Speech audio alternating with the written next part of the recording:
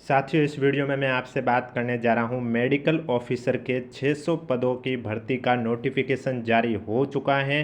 Category wise पदों का वर्गीकरण बताने जा रहा हूं कि कौन सी कैटेगरी में कितने पद हैं और फॉर्म कब से शुरू होने जा रहे हैं उसके बारे में चर्चा करने जा रहा हूं। वीडियो पसंद आए तो वीडियो को लाइक कीजिए, चैनल जरूर सब्सक्राइब कीजिए, क्योंकि मेडिकल ऑफिसर के लिए जल्दी आपको इस यूट्यूब चैनल पर क्लासें भी देखने को मिलेगी और मेडिकल ऑफिसर एग्जाम से रिलेटेड कोई भी अपडेट होगी, चाहे वो वेबसाइट विभाग द्वारा जारी किया जाए या फिर विभाग द्वारा जब भी एग्ज़ाम आयोजित करवाया जाए तो एग्ज़ाम से रिलेटेड जो भी अपडेट होगी हम आपको समय समय पर इस यूट्यूब चैनल के माध्यम से अवगत करवाते रहेंगे।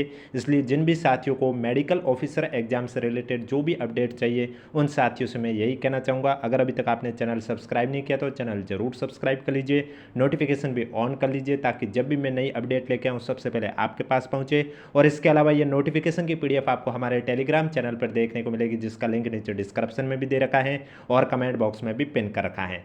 तो आप देख सकते हैं यहाँ पर स्पष्ट रूप से लिखा हुआ है recruitment notification medical officer direct recruitment examination 2026, जिसमें आपके टोटल 600 पद है।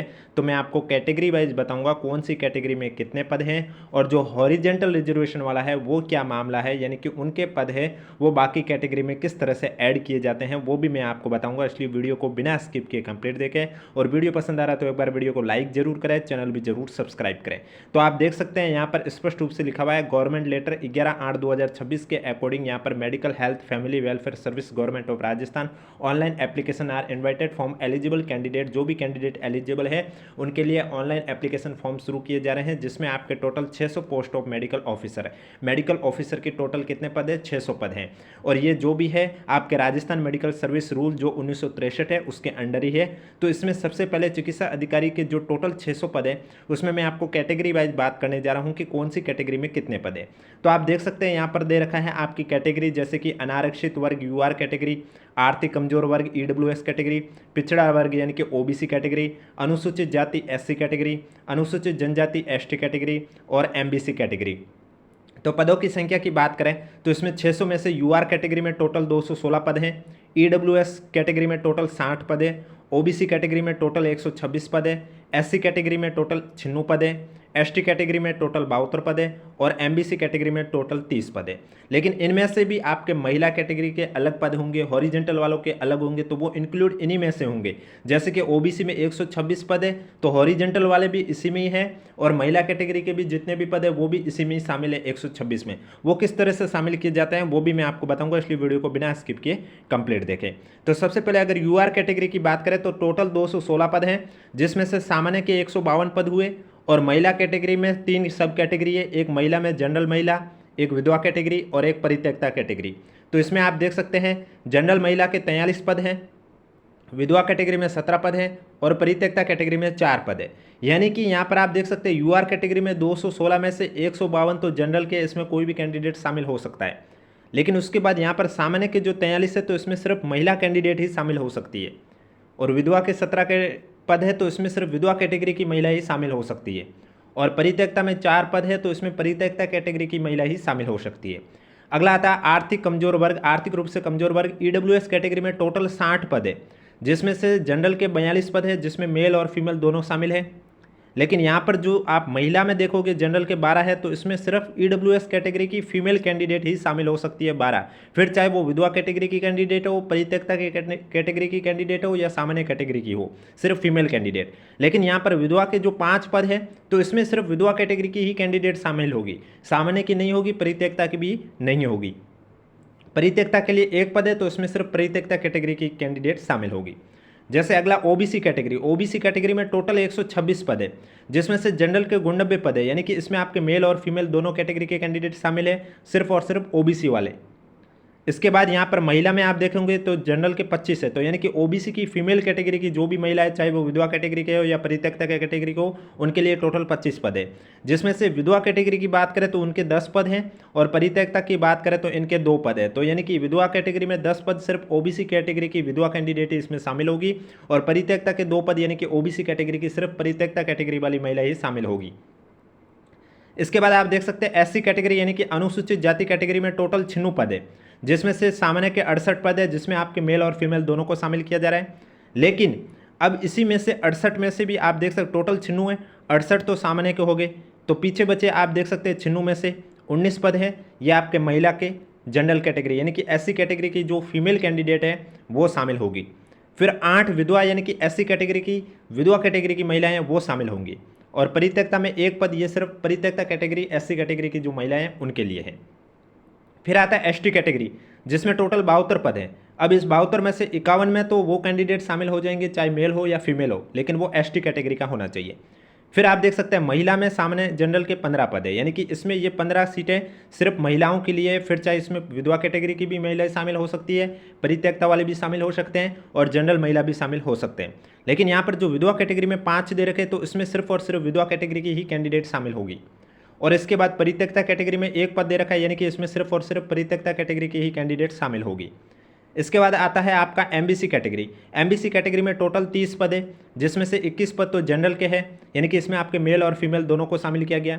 फिर आप महिला में देखेंगे तो यहाँ पर जनरल के 7 पद हैं, यानी कि इसमें आपके 7 सिर्फ और सिर्फ एमबीसी कैटेगरी की फीमेल कैंडिडेट ही शामिल होगी। फिर चाहे वो विधवा कैटेगरी की हो, जनरल कैटेगरी की हो या परित्यक्ता कैटेगरी की हो, लेकिन वो होनी चाहिए एमबीसी कैटेगरी की। एमबीसी में जनरल की बात कर रहा हूँ। उसके बाद विधवा में 2 पद है, तो इसमें सिर्फ विधवा कैटेगरी की ही कैंडिडेट शामिल होगी और परित्यक्ता में कोई भी पद नहीं है। अब हॉरिजेंटल वाले किस तरह से इंक्लूड किए जाते हैं आप देख सकते हैं। अब यहाँ पर आपके टोटल 600 पद है, जिसमें से एक्स सर्विसमैन स्टूडेंट के लिए 5% का आरक्षण है, विशेष योग्यजन के लिए 4% का आरक्षण है। ये किस तरह से इंक्लूड किए जाते हैं, तो नवीन भर्ती 600 में आप देख सकते हैं। टोटल यूआर कैटेगरी में यहाँ पर आप देख सकते हैं एक्स सर्विसमैन की अगर मैं बात करूँ, सबसे पहले विशेष योग्यजन की बात करें तो आप देख सकते हैं विशेष योग्यजन के टोटल 24 पद हैं और बैकलॉग के 13। 24 तो अभी की है 600 वाले, और बैकलॉग यानी कि पिछली भर्ती के 13 पद है, तो टोटल आपके 37 पद है। अब ये इसमें 37 पद किस तरह से इंक्लूड होते हैं। अब जैसे अगर कोई कैंडिडेट विशेष योग्यजन कैटेगरी से सेलेक्ट हुआ है तो वो कौन सी कैटेगरी का, उसको उस कैटेगरी के साथ ऐड कर दिया जाता है। जैसे कि विशेष योग्यजन में टोटल 37 पद है और विशेष योग्यजन में माना कि 2 कैंडिडेट सेलेक्ट हुए, एक हुआ एससी कैटेगरी का कैंडिडेट था और एक जो सेलेक्ट हुआ वो एसटी कैटेगरी का था, तो उनको इनके साथ इंक्लूड कर दिया जाएगा। एससी कैटेगरी वालों को एससी कैटेगरी के जनरल में इंक्लूड कर दिया जाएगा और एसटी कैटेगरी के जनरल में इंक्लूड कर दिया जाता है। इस तरह से हॉरिजेंटल वालों की सीटें प्राप्त होती है। ठीक इसी तरह एक्स सर्विसमैन में आप देखोगे 5% का आरक्षण है, क्योंकि आप देखेंगे टोटल 600 पद है, तो आप तो देखेंगे कि यहाँ पदों की संख्या आप ऐड करेंगे तो 600 तो यही हो गए, तो फिर ये एक्स्ट्रा कहाँ से, ये एक्स्ट्रा इन्हीं में से निकाले गए हैं, यानी कि ये जो पद है ये इन्हीं में जोड़े जाएंगे। तो 5% किस तरह से है, जैसे एक्स सर्विसमैन में आप देखोगे यूआर कैटेगरी में 10 पद है। अब एक्स सर्विसमैन का अगर यूआर कैटेगरी का कोई कैंडिडेट 10 पद है और बैकलॉग के 27, टोटल आपके 37 पद है, तो आप देख सकते हैं एक्स सर्विसमैन में अगर कोई कैंडिडेट सेलेक्ट होता है तो अगर वो यूआर कैटेगरी का है तो यूआर में 37 पद है, तो ये 37 पद यूआर कैटेगरी के जो जनरल है वहाँ पर ऐड होंगे। इसी तरह आप देख सकते हैं एक्स सर्विसमैन में ईडब्ल्यूएस कैटेगरी की बात करें तो 3 तो जो अभी 600 पद है उसी के हैं और 8 बैकलॉग के, टोटल आपके हो गए 11 पद। इसी तरह ओबीसी कैटेगरी में आप देख सकते हैं नवीन भर्ती के 6 पद हैं, पिछली भर्ती के 17 पद हैं, टोटल 23 पद हैं। इसी तरह एससी कैटेगरी की बात करें तो नवीन भर्ती के 4 पद हैं, पिछली भर्ती के 13 पद हैं, टोटल आपके 17 पद हो गए। इसी तरह एसटी कैटेगरी की बात करें नवीन भर्ती के 3 पद हैं, पिछली भर्ती के 10 पद हैं, टोटल 13 पद। और एमबीसी कैटेगरी की बात करें तो नवीन भर्ती का 1 पद है, पिछली भर्ती का 4 पद हैं, टोटल आपके 5 पद हैं। तो ये किस तरह से ऐड होते हैं वो बताने से पहले अगर वीडियो को लाइक नहीं किया तो एक बार वीडियो को लाइक कर लीजिए, चैनल भी जरूर सब्सक्राइब कर लीजिए और वीडियो को अधिक से अधिक शेयर कीजिए, ताकि जिन भी साथियों को मेडिकल ऑफिसर के जो भी एग्जाम की प्रिपरेशन कर रहे हैं और जिन्हें नहीं पता है कि नोटिफिकेशन जारी हो गया तो उनके तक ये न्यूज़ जरूर पहुँचाए। तो आप देख सकते हैं जैसे कि एससी कैटेगरी में टोटल 17 पद है, अब ये एक्स सर्विसमैन के 17 पद है, तो ये किस में काउंट होंगे, ये आपके जो एससी कैटेगरी यहाँ पर ऊपर दे रखी है एससी कैटेगरी में जनरल में आप देखोगे तो यहाँ पर आपको 68 है, इसके साथ ऐड किए जाएंगे। इसी तरह ओबीसी में टोटल 23 है, तो ये ओबीसी में जो 89 है इसमें ऐड कर दिए जाएंगे। ईडब्ल्यूएस के टोटल 11 है, तो ईडब्ल्यूएस में टोटल 42 है, इसमें ऐड कर दिए जाएंगे। इसी तरह एमबीसी में आप देखोगे टोटल 5 पद है, तो एमबीसी में यहाँ पर जो 21 दे रखे इसमें ऐड कर दिए जाएंगे। इस तरह से ये जो हॉरिजॉन्टल रिजर्वेशन वाले पद होते हैं ये इंक्लूड किए जाते हैं।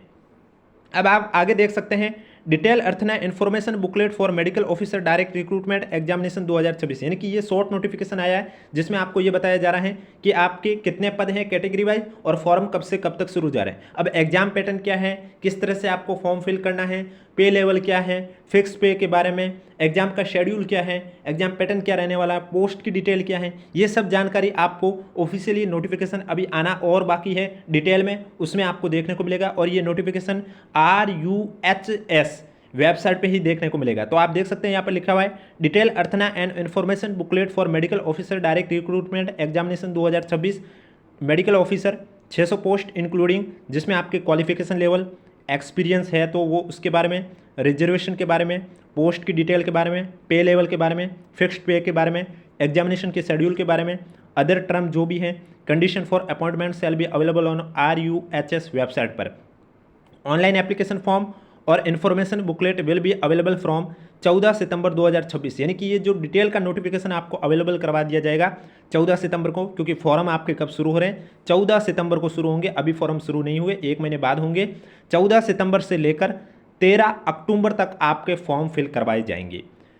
पूरा आपको 1 महीने का समय दिया जाएगा। आज से 1 महीने बाद फॉर्म शुरू होंगे और उसके नेक्स्ट 1 मंथ तक आपके फॉर्म भरे जाएंगे। तो उसी में आपको एग्जाम कब होगा इसको लेकर अलग से इन्फॉर्मेशन जब भी आएगी हम आपको इस यूट्यूब चैनल के माध्यम से बता देंगे। यहाँ पर लिखा हुआ है RUHS वेबसाइट पर ही आपको देखने को मिलेगा। For further detail and all future notification and update related information candidate are advise to visit regularly the website of RUHS, यानी कि इस एग्जाम से रिलेटेड, मेडिकल ऑफिसर एग्जाम से रिलेटेड जो भी डिटेल है, फुल डिटेल नोटिफिकेशन हुआ है, कोई भी एग्जाम से रिलेटेड इन्फॉर्मेशन हुआ, अगर आपको चाहिए तो आप time to time RUHS website का चेक करते रहिए रेगुलर। और इसके अलावा अगर आपसे वेबसाइट पर समझ में नहीं आता है तो आप हमारे यूट्यूब चैनल से भी जुड़ सकते हैं, क्योंकि मेडिकल ऑफिसर एग्जाम से रिलेटेड जो भी इन्फॉर्मेशन आएगी हम आपको इस यूट्यूब चैनल के माध्यम से ज़रूर बताएंगे। इसलिए चैनल सब्सक्राइब के साथ नोटिफिकेशन ऑन रखना, ताकि जब भी मैं नया वीडियो लेके आऊँ सबसे पहले आपके पास पहुँचे। विशेष नोट में लिखा हुआ है अनिवार्य योग्यता। अब योग्यता में यहाँ पर आप देख सकते हैं क्या लिखा हुआ है, MBBS कर रखी होनी चाहिए। कार्मिक विभाग की अधिसूचना क्रमांक F03 DOP 97 दिनांक 17/9/1999 के प्रावधान के अनुसार लिखित परीक्षा की तिथि तक राजस्थान मेडिकल काउंसिल का रजिस्ट्रेशन होना अनिवार्य है। यानी कि एक तो आपके MBBS कर रखा होना चाहिए, और इसके अलावा जो यहाँ आपका दे रखा है कार्मिक विभाग की अधिसूचना 17 सितंबर 1999 के प्रावधान के अनुसार लिखित परीक्षा की तिथि, यानी कि जो आपकी एग्जाम डेट आएगी उस एग्जाम डेट तक आपके पास राजस्थान मेडिकल काउंसिल का रजिस्ट्रेशन होना कंपलसरी है। अगर वो चीज़ नहीं हुआ तो आपकी योग्यता रद्द कर दी जाएगी, फिर आपका भले ही सिलेक्शन हो। यानी कि 2 चीज़ें आपके पास होनी चाहिए, एक तो राजस्थान मेडिकल काउंसिल का रजिस्ट्रेशन, जो कि आपके लिखित परीक्षा जो आपकी एग्जाम डेट आएगी उस परीक्षा तिथि तक का होना जरूरी है। दूसरा आपकी MBBS कर रखी होनी चाहिए। ये आपकी अनिवार्य योग्यता है। इसके अलावा जिन भी साथियों को कोई भी डाउट है तो नीचे कमेंट बॉक्स पूछिए। वीडियो पसंद आए तो वीडियो को लाइक कीजिए, चैनल जरूर सब्सक्राइब कीजिए। तो मैंने आपको पदों का वर्गीकरण बता दिया है, किस तरह से आपके पदों को जोड़ा गया है, और इसके अलावा जो भी इन्फॉर्मेशन है वो मैंने आपको बता दी है। और ये नोटिफिकेशन आपको जो शॉर्ट नोटिफिकेशन जारी हुआ ये PDF आपको हमारे टेलीग्राम चैनल पर देखने को मिलेगी, जिसका लिंक नीचे डिस्क्रिप्शन में और कमेंट बॉक्स में भी पिन कर रखा है। अगर अभी तक आपने ज्वाइन नहीं किया तो आप जाके ज्वाइन कर सकते हो। और वीडियो को अधिक से अधिक शेयर कर दीजिए, ताकि जिन भी साथियों को जिनके भी MBBS कर रखी है, जिनके पास भी मेडिकल काउंसिल का रजिस्ट्रेशन है, और जिन्हें नहीं पता है कि मेडिकल ऑफिसर में 600 पदों पर नई भर्ती आई है, तो उन भी साथियों तक ये वीडियो जरूर पहुंचाएं और उन्हें भी जरूर बताएं कि आपकी जो भी कैटेगरी है उस कैटेगरी में कितने पद हैं। उम्मीद करता हूं आप समझ गए होंगे जितने पद हैं उन पदों का वर्गीकरण किस तरह से किया गया है। एक्स सर्विसमैन में 5% का आरक्षण है, विशेष योग्यजन में 4% का आरक्षण है। बाकी महिला कैटेगरी में, सामान्य, विधवा, परित्यक्ता में जितने पद है वो मैंने आपको बता दिए हैं। अब जिस भी साथी को कोई भी डाउट है तो नीचे कमेंट बॉक्स पूछिए, और वीडियो को अधिक से अधिक शेयर कीजिए, चैनल जरूर सब्सक्राइब कीजिए, नोटिफिकेशन ऑन रखें, ताकि जब भी मैं नया अपडेट लेकर आऊँ सबसे पहले आपके पास पहुंचे।